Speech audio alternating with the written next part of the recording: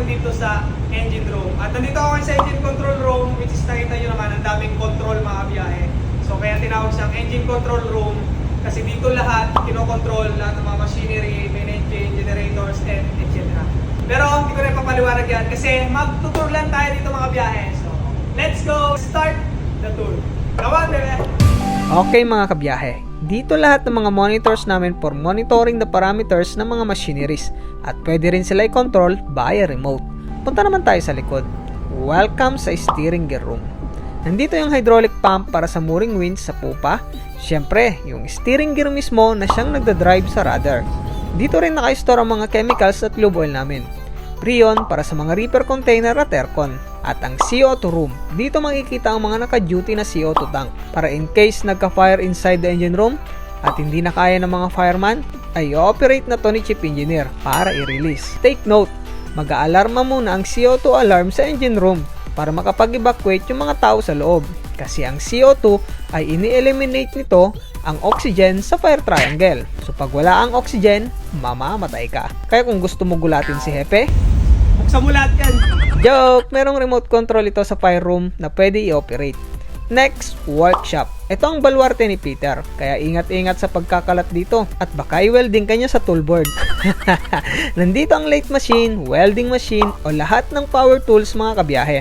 Nandito rin ang FIB o fuel injection valve testing device. Maliit lang ang fuel injection valve ng main engine. At ito naman sa generator. Mga tools from small to big tools.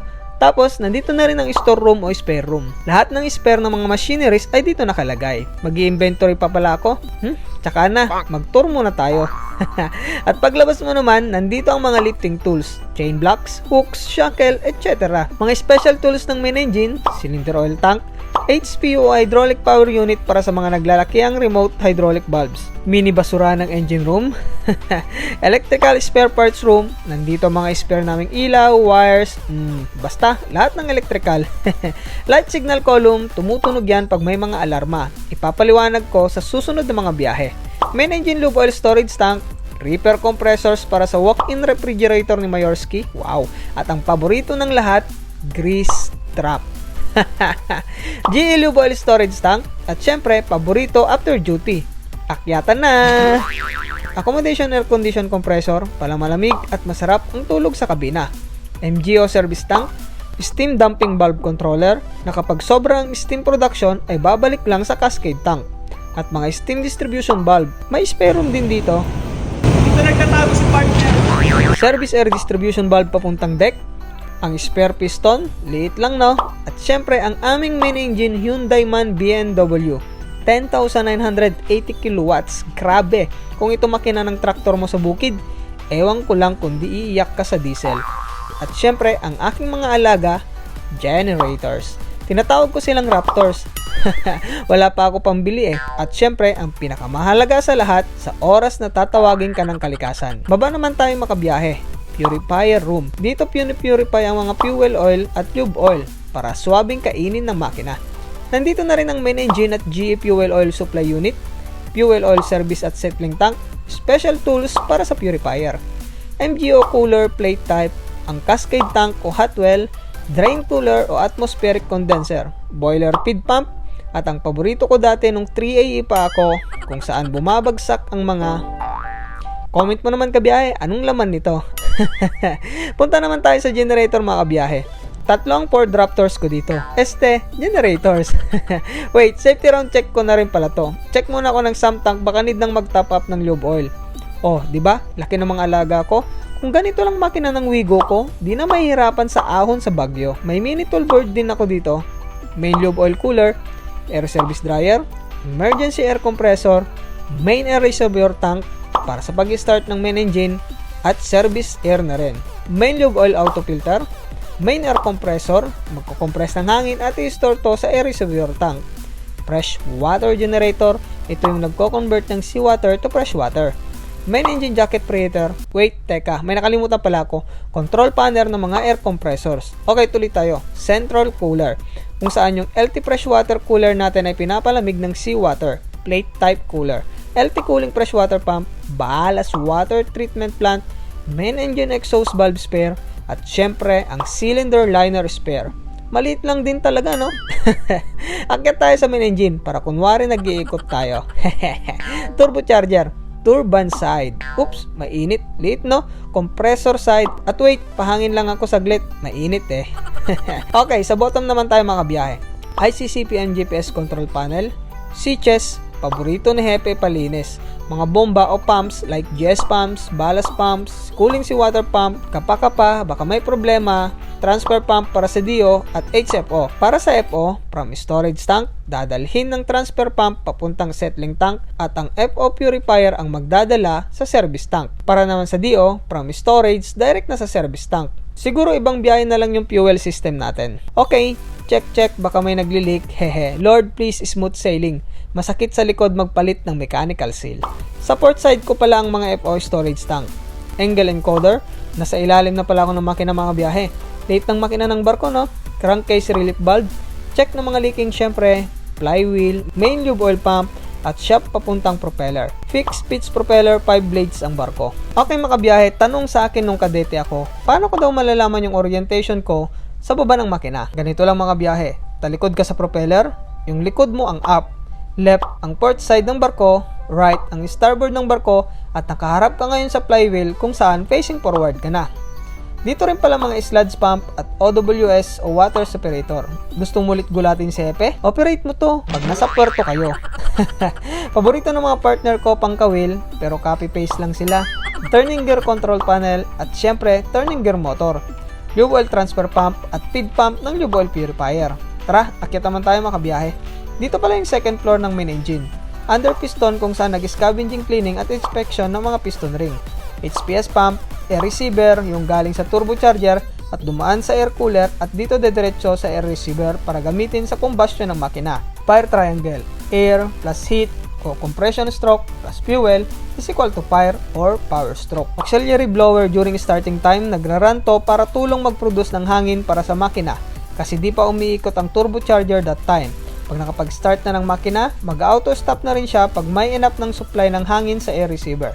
Air cooler para palamigin yung hangin na galing sa turbocharger compressor side, turbocharger lube oil side glass para malaman na may flow ng lube oil. Another door papasok ng air receiver, dyan paboritong pasukin ni wiper o sila partner para maglinis ng carbon sa loob during scavenging cleaning. Okay, akyat pa tayo makabiyahe. Medyo inihingal na ako. Uy, huli. Bawal to makabiyahe. Lalo na sa port, yari tayo niyan pag may umakyat na inspector.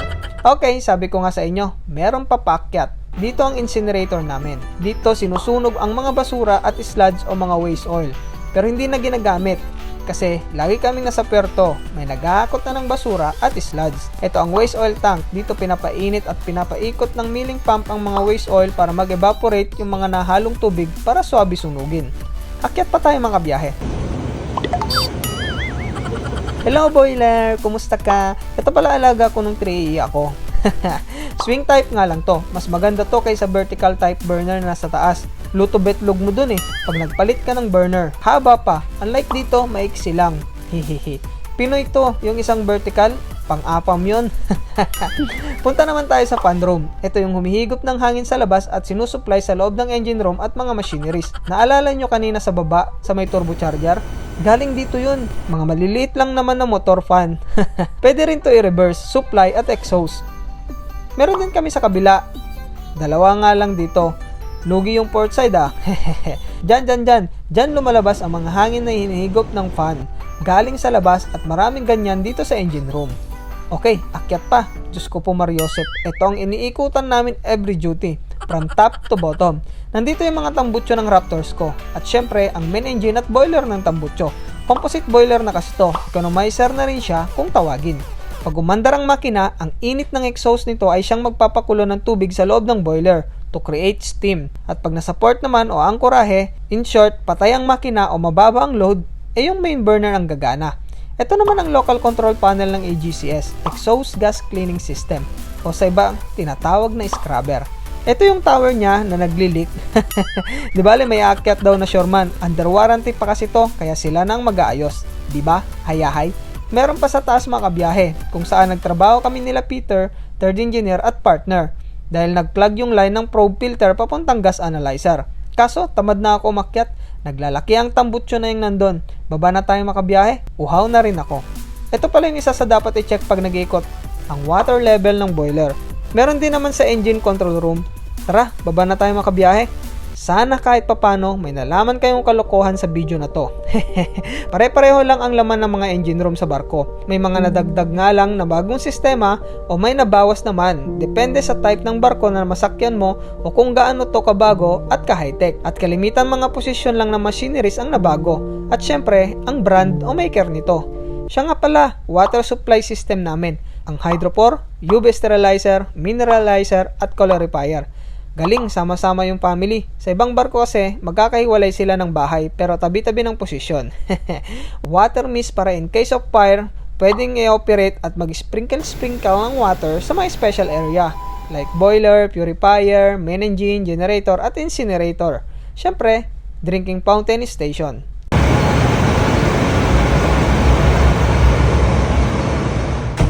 Yun na ang biyahe. So, yun lang yung engine room namin.